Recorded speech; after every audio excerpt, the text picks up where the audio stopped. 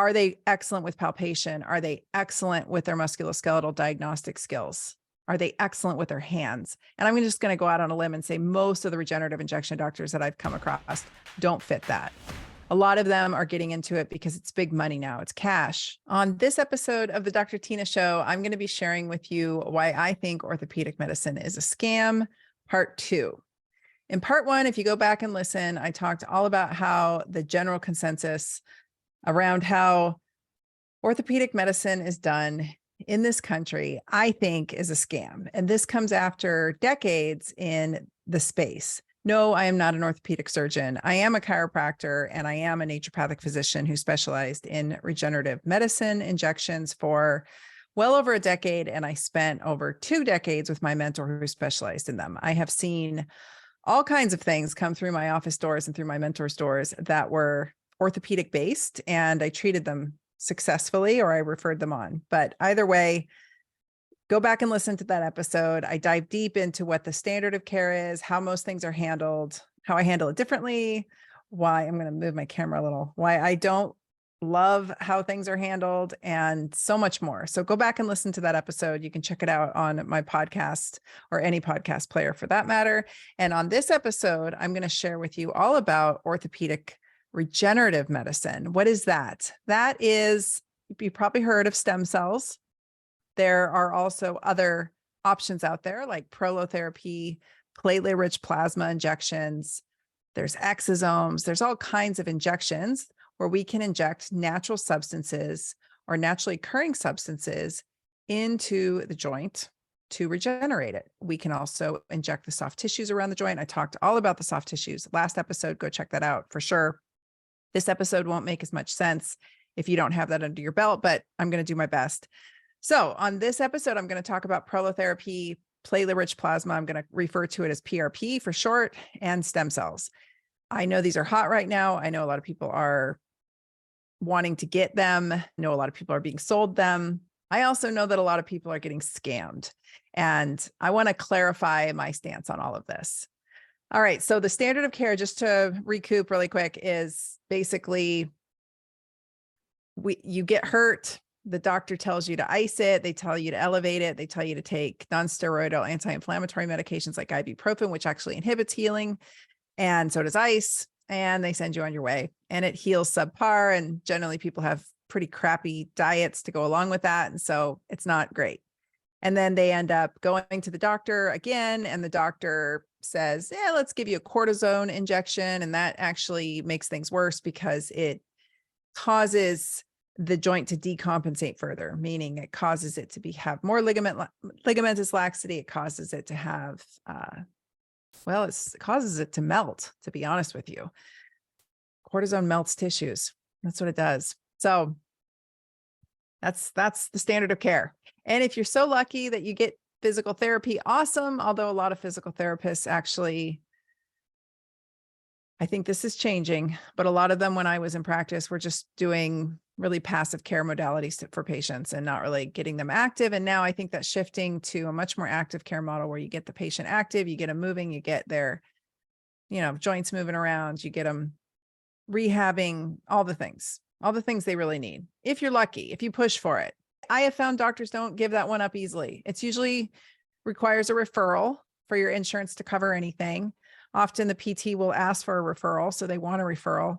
And that's just how that model works. And so I think there are some phenomenal physical therapists, and I think finding one is a really great thing to try to look for. I think you can't go wrong with good physical therapy. A good chiropractor who specializes in rehab is also going to be able to rehabilitate you quite well. So find one of those if you've been injured, period, regardless of what route you go, whether it's injection, surgery, or regenerative injections. Find somebody that can help you get moving again in the right direction. The root cause of most orthopedic issues, especially if they're chronic and long-standing, is truly deconditioning. I realize that there's probably been some trauma on the joint prior. So, we bung it up when we're a teenager, we're playing college sports or whatever, high school, and then it comes back to haunt us in our 50s. But generally by then, most people are fairly deconditioned. And so they don't have a lot of muscle around the joint. They don't have a lot of good stabilization around the joint. And the ligaments have started to stretch out and become more lax, just like a rubber band. If you pull it at taut length for too long, it'll start to disintegrate. Coupled with poor metabolic health, which you guys know, I've talked about this. I'll just repeat it for those who are new. About 100% of US adults have busted metabolic health to some degree. That's prediabetes. For those of you who want the quick and dirty on it, it's prediabetes or diabetes. So most US adults are walking around with prediabetes or diabetes, and osteoarthritis, that wear and tear of the joint, really is far more, we can contribute that far more to metabolic dysfunction than we can contribute it to wear and tear. Running isn't going to destroy your knees. Running while eating a really crappy diet that's nutrient void while your blood sugars are going all over is probably going to destroy your joints, right? When people say, oh, all my discs in my back herniated, I didn't even do anything. I'm like, are you smoking? Are you drinking soda all the time? Are you eating crappy food? Because that's probably what caused that ligamentous and soft tissue structural damage to be allowed, if you will. Things don't hold together well when the building blocks aren't there to hold them together. And so I see this a lot, or I saw this a lot in practice with folks who just had poor diets, and maybe they were making changes. Maybe they really wanted to get better and they were coming around and they were doing their best, but all of those decades of damage had already been done and those tissues were already compromised. Another thing that will cause a lot of soft tissue damage is hormonal disruption. I talked about this a little bit on the last episode, but having low thyroid will definitely contribute to joint and soft tissue wear and tear. Low estrogen makes you less stretchy. Low progesterone will make your estrogen work less well. Low testosterone definitely will keep you from going into an anabolic healing state. And so all of those are considerations as well. But most of the time, people are deconditioned and they have been eating poorly and they're not moving and they're just not doing the things to keep their metabolic health in check in general. That's most of America. At the point where the ligament and tendon meet bone is called the enthesis. And that enthesis is really highly innervated and it can be quite painful. And so little micro traumas or tears there will definitely cause pain. And often we go in and we get an x-ray. I talked about the differences between imaging on the last episode, but quickly, x-rays are the first line standard imaging that a doctor will do. And that's just to see bone.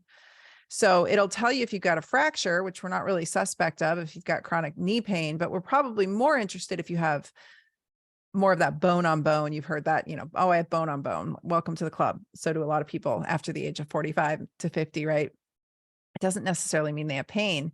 It just means they've got joint space narrowing, and you're going to find joint space narrowing in the hips, and you can find it in the shoulders. And they say, oh my goodness, your cartilage is gone. You need surgery.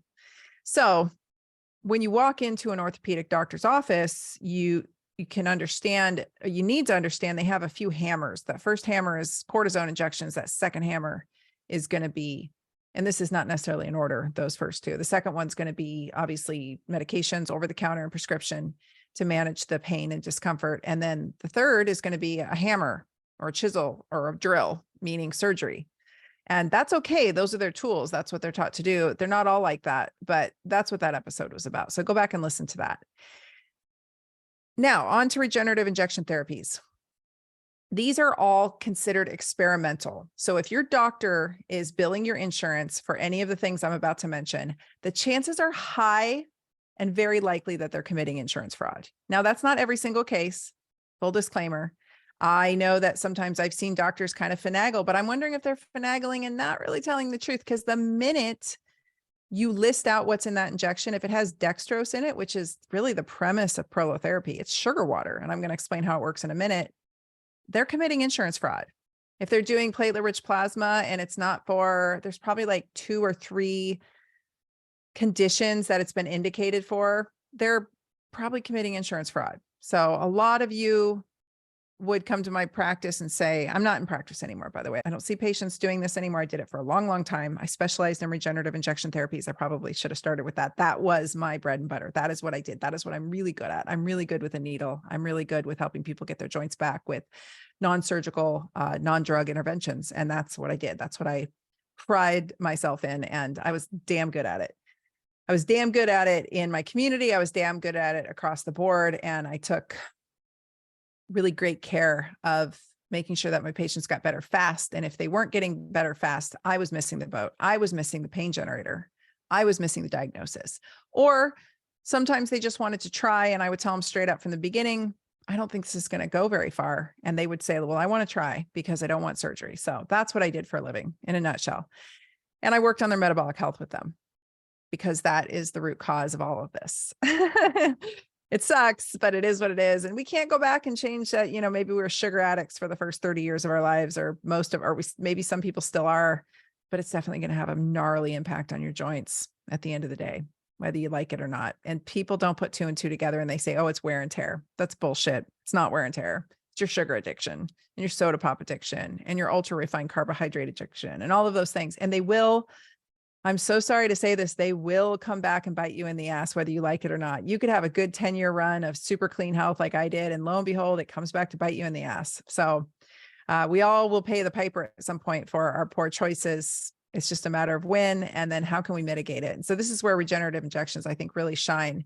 Prolotherapy is the most simple and most affordable. These are all cash procedures. These are payment at time of service. Like I said, if your doctors are billing for them, it's insurance fraud straight up. So Prolotherapy is sugar water. It's dextrose. We put sugar water into a syringe at different concentrations, and you wouldn't believe it, but it works phenomenally, especially in the hands of a good injector. This is far more about the technique than it is what's in the syringe. So as you follow along with the rest of this narrative, understand that the person holding the syringe and doing the work is far more important than what's in the syringe. Any monkey can shoot juice into a joint under ultrasound. That's not hard.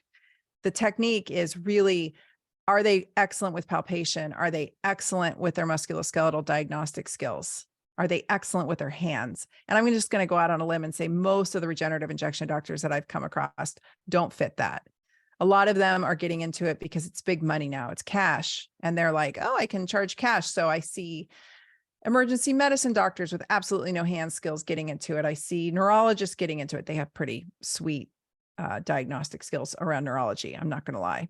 I've seen plastic surgeons get into it and have a whole wing of their practice. So I see a lot of doctors that don't have competent orthopedic skills, orthopedic diagnostic skills, good hand skills, good palpation skills. You know, being able to see something under ultrasound is one thing, but being able to put your hands on it and find the pain generator with your hands, far more powerful. Because if I can locate it, if I can recreate the pain, I can inject it, and I can tell the patient that there's a significant, they're probably going to have a significant amount of success, at least for a time, if I can actually find that pain generator with my thumb and then with my needle.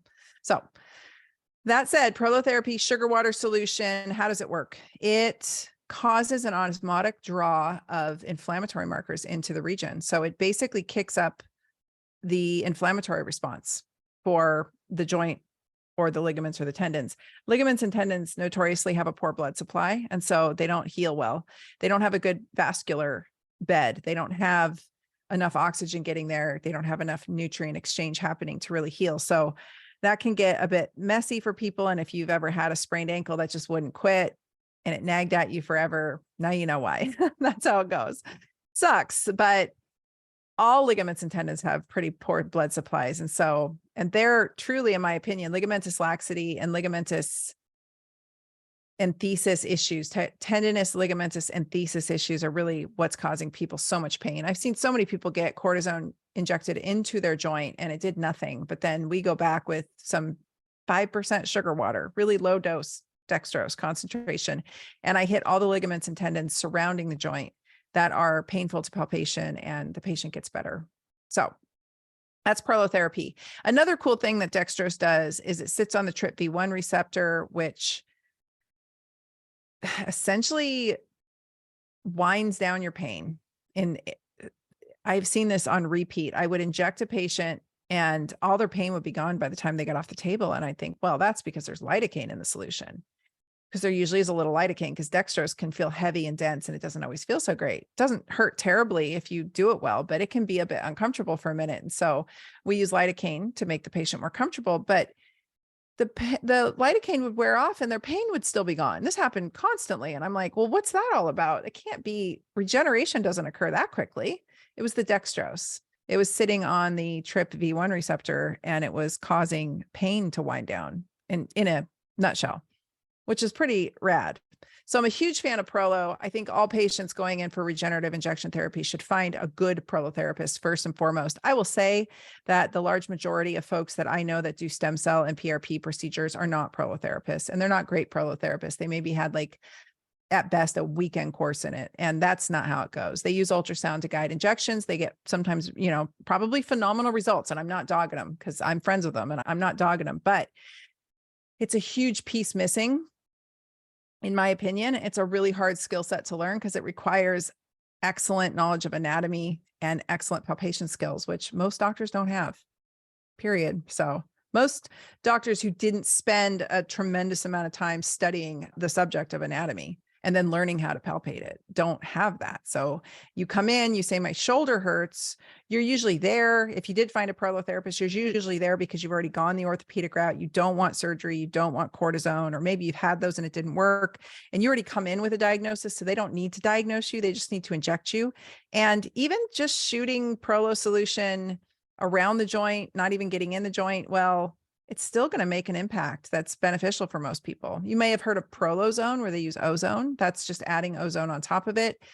That can really help people quite a bit, and with absolutely pretty nil skill set from the doctor. So I'm more concerned at that point with the doctor being aware of the landmines that they, the pitfalls, the arteries and nerves and veins they don't want to be hitting. But it's still really, really effective for most people, and it can give lasting results. A step up from that would be PRP. So PRP is not a different technique. It's the same technique. It's injecting all the ligaments and tendons and intra-articularly, and it's just using a different solution in the syringe. That platelet-rich plasma, that PRP, is just the patient's own blood drawn out, concentrated down. We concentrate out the platelets. We get rid of the stuff we don't want. Platelets have several known growth factors that can be very, very effective for helping induce healing.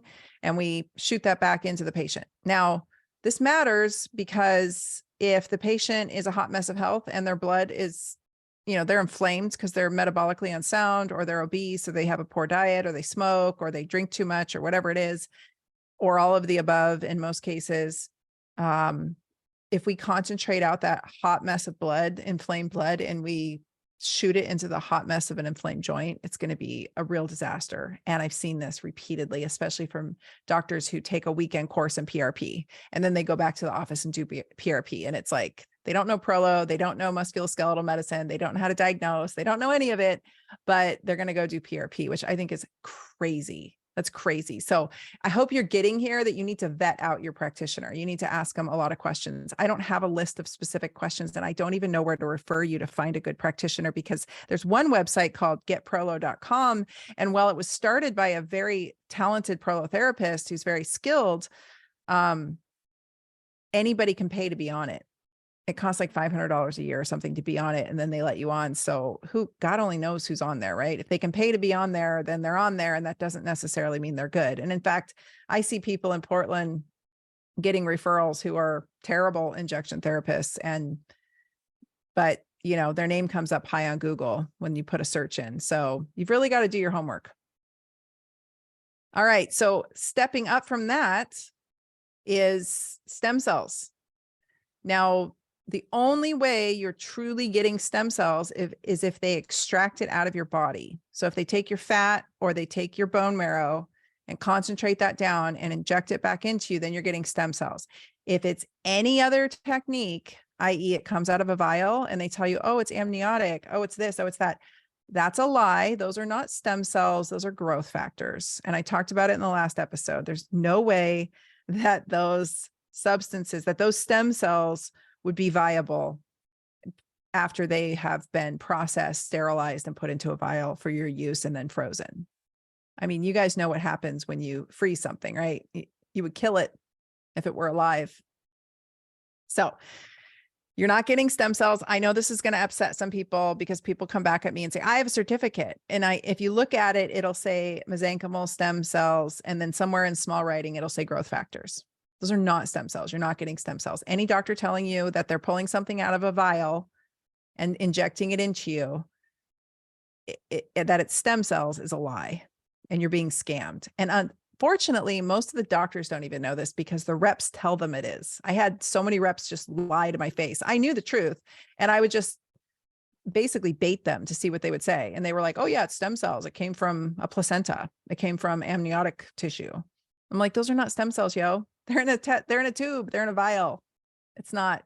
So unless someone actually lays you down and extracts your fat and does a harvest, or extracts your bone marrow and does a harvest, you're not getting stem cells. There's also things called exosomes, which I think are super duper cool. And you're going to have a hard time finding doctors who do those, but I love them. And what they are is little packets that are agitated out of the placenta, and it's a donor.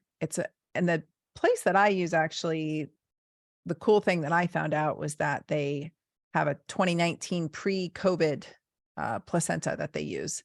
And so there's no concern over virus or, vaccine or any of that. So exosomes are cool if you can find someone who can do them. Oftentimes a good regenerative doctor will stack all of these things, I should say. So often a patient would come in and I would start them with prolotherapy, and then just to see how they would do, because I had to prime the area, it would get the stem cells that were there endogenously, their own natural supply, to wake up, and I'd get things to calm down. I'd get the pain and inflammation to calm down. And then I would come in with something bigger. Because if you come in hot with stem cells or PRP, especially if the patient's inflamed to start with, it's a disaster. It's just, they end up in so much pain. It's so much unnecessary pain. And I think inflammation that probably causes more significant tissue damage than necessary. And eventually they do all tend to get better. Not all, not 100%, but most tend to get better. But I think it's unnecessary to put them through that. If they flare with prolotherapy with low dose dextrose, then they're definitely going to flare with something bigger. But most doctors don't know how to do prolotherapy. So when you go in, they're going to come straight at you with stem cells, and they're going to charge you gobs of money. And just be truthful. Most doctors out there way overcharge for this stuff. I'm sorry, they don't overcharge. They overtreat you. They give you a much more vigorous balm of a stack than you need. That's just what I've seen. I can't tell you how many times people said, oh, I went to so-and-so, the biggest stem cell doctor in town, and he told me he could do this, that, and the other. It's going to be $10,000 or $20,000. And I'm like, okay, well, let's try a $300 prolotherapy injection and see how you do. And lo and behold, they did awesome. And they didn't need anything bigger, badder, or more expensive. So you've been warned. I can't talk today. You've been warned. And just do your homework. All right. I mentioned the doctors doing this work and how some have really, really phenomenal orthopedic and physical medicine skills, and some do not at all, but they're still doing it. And it's up to you, again, to vet them out. Many just look under an ultrasound probe and shoot juice into the damaged tissues. But I'll tell you, as someone, I'm a great palpator. I pride myself in that. I'm a chiropractor. That's what we learned day one. All chiropractors are excellent with their hands. And some chiropractors have a secondary license. Chiropractors can't do injections in most every state, but some will have like a nurse practitioner license, or I had a naturopathic doctor license in Oregon. I could inject. So that's why I became a naturopath in the first place, was originally so that I could inject. So if you see something under imaging that looks terrible, that does not necessarily mean it's the pain generator. And I've seen this time and time again. So I've seen really terrible looking tissue under ultrasound, and that joint doesn't hurt at all. Or that region that looks terrible doesn't hurt at all. And conversely, I've seen things under ultrasound and MRI and X-ray that don't look like much of anything, and it's causing tremendous pain. So I'm not a huge fan of relying on the image. Again, find yourself someone who can palpate. I think that will get you better results in the end. And then make sure that they can find the pain generator. I talked about how we want to centralize down the pain from this big sort of overarching, cloak of pain, like say it was the neck, shoulder, and shoulder blade and arm. And then as we treated it, it would become more and more specific. That's where we inject. We inject once we get that pain to wind back and to centralize into more specific regions that we can get our needle into safely. So that is somewhat contingent on how they go about treating you and how they do it in layers. We got to unwind this oftentimes. It's not just fly out, get shot up, and good luck. That might be the case. You might have a cartilage ding inside your knee, something really specific that would be like a labral tear in a hip or a shoulder. That would be really specific for that kind of one-shot wonder. But generally, this is not a one-shot wonder, and you've got to peel back the layers a little bit. all while making sure that the person is getting healthier and healthier and eating better and better as you go, because what you eat and how you prepare the patient matters completely on how they're going to respond, because all of these therapies are contingent on their own tissues being used, right? Whether it's blood, fat, or bone marrow, or in the case of prolotherapy, it's just sugar water. But it's really critical that this patient is in good healing mode and that they can heal well. Otherwise, none of these will work well. And that's not something I think a lot of doctors take into consideration. They'll take anybody in and they think they should, or maybe they're greedy and love the money. But finding a doctor who's really picky and is going to vet out their patients that's an ethical doctor. And I highly encourage you to go that route. And if you get through the gauntlet, then good for you. And if you don't, then don't get mad at them. Just understand that they're doing the right thing for you. It's not ethical to treat you if they don't think you're going to heal. What's the point, right? We could hope, and sure, will it help for a little while? Yeah, maybe, but it's really a bummer to get somebody out of pain for like a month and then have them just go back into it because their lifestyle and their health is such a disaster. So if you do find someone who's picky, I was really picky. If you find someone like that, don't get too mad at them. They're just trying to do the right thing by you and not scam you out of your money. But most doctors will be happy to scam you out of your money in this industry. And that's one of the reasons I got out, was because honestly, the regenerative medicine space was turning into a used car lot, and it was grossing me out. So I bailed. And I really feel that most of those doctors way overtreat because they don't have really good nuanced physical medicine skills. And so overtreating is the solution, right? Use more of everything, and that way you'll get the patient better. But what if you were just really, really excellent at your job and you could use a lot less of everything? That's my question that I had. So I just got out of it because I wasn't into it. So patient selection, good patient selection. I think I've covered it. You've really got to, if you're really obese, you're walking around with an inflammatory suit on you. So your fat's going to be super inflamed. If they extract out your fat, that's super inflamed and pro-inflammatory, and they concentrate it down and put it into your super inflamed joint, that's going to be trouble for you. And I don't know if that's the best solution. I do know that there's like a chicken and egg problem here, though, that sometimes people are in so much pain or have such severe orthopedic conditions they can't move, so they can't lose the weight. And that's a real pickle. And that's when we have to get serious about caloric restriction and doubling down on their diet. So there are ways to do this.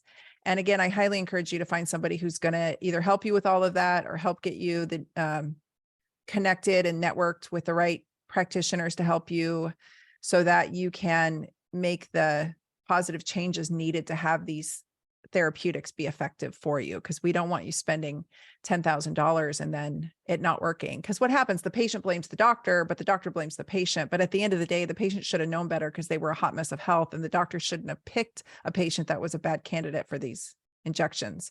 But that's what keeps happening.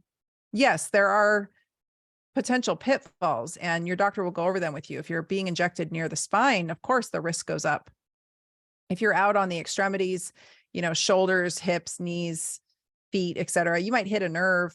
You're not going to run the risk of really causing too much damage because you're not injecting cortisone. Cortisone injections actually melt tissues, like I said. And so if you were to have a nerve injected or a region injected with cortisone that wasn't real specific, you could have a lot of, secondary damage done to the tissue surrounding. But with this stuff, it just heals. It all heals. So getting it in the wrong spot, it's fine. Now, we don't want them hitting any arteries or nerves or major nerves, I should say.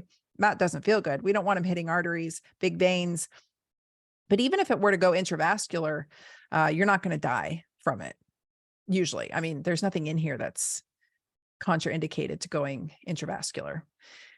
We don't want that. We want it to go where it's supposed to go. So I do like the use of ultrasound, and I would highly encourage you to find somebody who uses ultrasound as well, but make sure they're good with their palpation skills and orthopedic skills in their hands. And then you got the best of both worlds, right? And so I would always know what my diagnosis was before I went in, and I would use the needle to guide me and to avoid any dangerous areas or to get real specific if I needed to, which can be very helpful in some regions like the feet or the hands. We like to get real specific in some little tiny nooks and crannies. And I think ultrasound is the clear solution there, but that doesn't mean they need ultrasound to do, especially prolotherapy. If you find an old school prolotherapist and they just go fast and they don't need an ultrasound, I do think ultrasound on the spine is indicated, especially anywhere above L5. L5 and down into the SI joints, not a big deal, but above that, I would encourage the use of ultrasound, of course, and find someone who can do that. But anything else on the body, I think is, arms, legs, et cetera, it can be quite safe, especially in the hands of a skilled practitioner with good palpation skills. And then think about this too. We're starting to see a hybridization of orthopedic surgeons using regenerative injection therapies, which is super cool because if you need surgery, you need surgery. And I get it. Go back and listen to the last episode of my thoughts around surgery. I'm not a fan of all of them. But if you need surgery, you need surgery. And can we make that region heal faster? Yes. A great example. My daughter had her wisdom teeth pulled. I made her PRP that morning. I drew her blood. I got her PRP concentrated and made. I brought it in a cooler. And right after they extracted the teeth, they squirted the PRP into the sockets and they closed like that. And he'd never used it before. And he was really cool to allow us to do that since I was her mom. But when I asked him after, what do you think? He was like, I have never seen anything heal that fast. That was phenomenal. So PRP is magic. And I think using it in conjunction with orthopedic surgery is phenomenal. I think one of the first uses for it was discovered. Well, first off, they were using it. Some women will get mandibular necrosis. The mandible, the bone, the bottom jaw bone will become necrotic. And so they were using PRP to reverse that. And then they were using it in open heart surgery. So you crack open the sternum and the chest wall, and that can be a source, especially in unhealthy patients or patients who are struggling with obesity or inflammation. That can be a real source of infection. You get a bone infection in the chest wall bones. And so they were using it there. They would spray the platelet-rich plasma over the region before they closed and then after, and it would heal really fast. I've used it to heal up suture lines where I've had to have stitches, or I've had burns, or I've had abrasions, and I'll use PRP to heal that up. I use it on the face. I mean, it's amazing stuff. It's liquid gold if you're healthy. Your own platelet-rich plasma is gold if you're healthy. But what I'm seeing in the orthopedic community with some of these doctors is they are,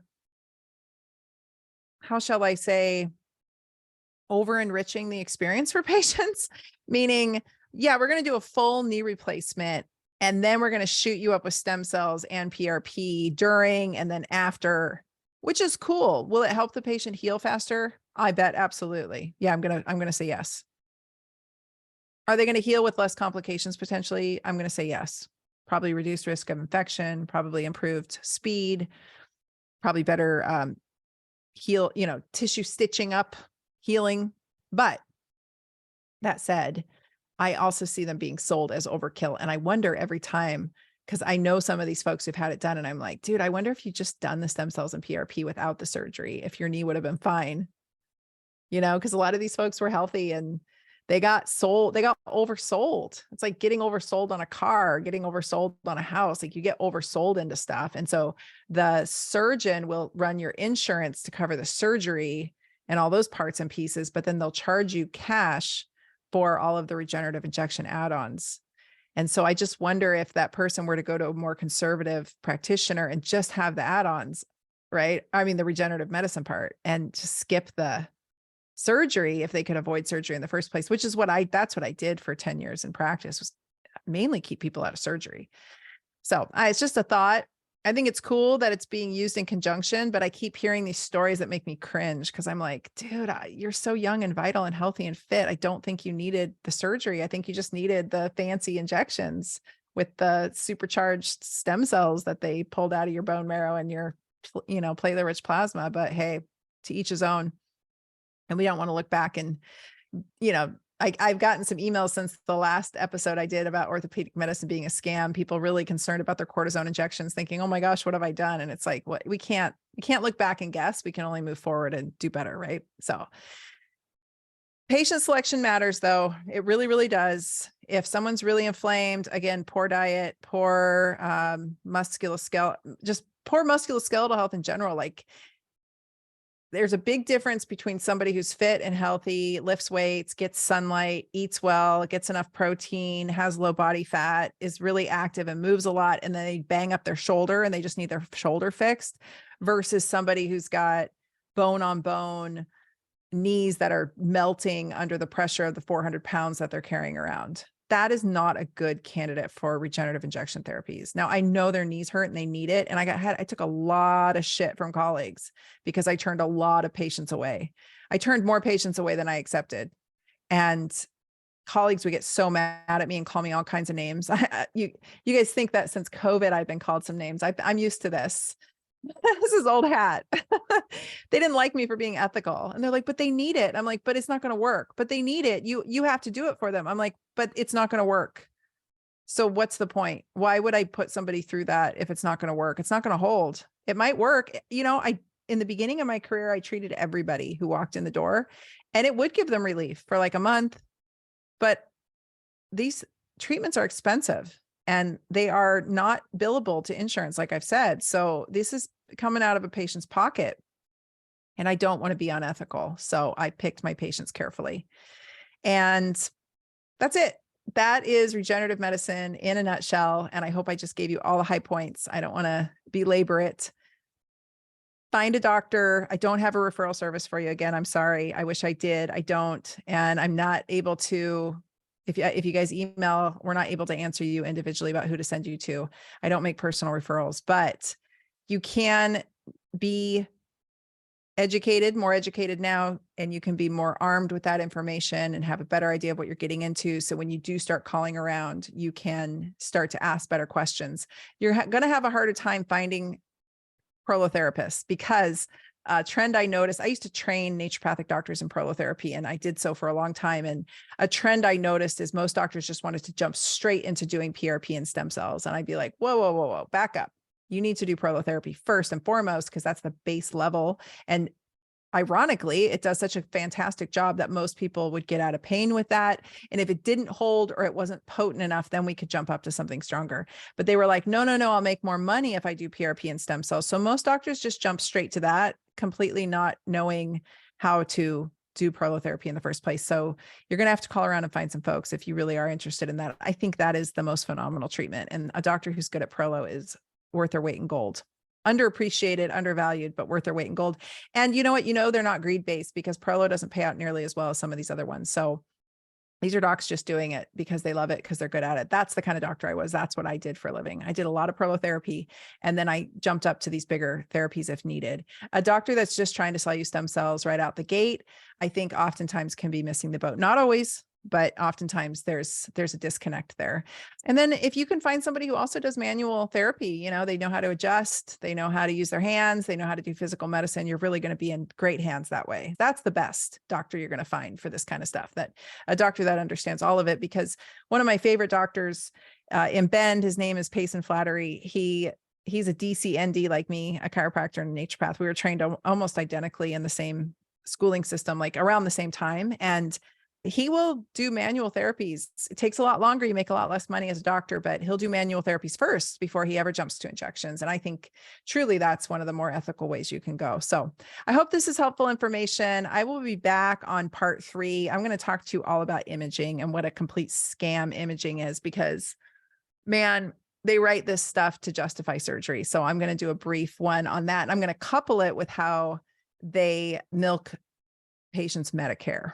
So we'll be back. If you guys like this episode, I really appreciate any feedback in the form of a review, or you can review, rate, and subscribe would be the ultimate trifecta on your favorite podcast player. That helps us get reach. It helps other people see it. And I appreciate all the reviews, even the bad ones.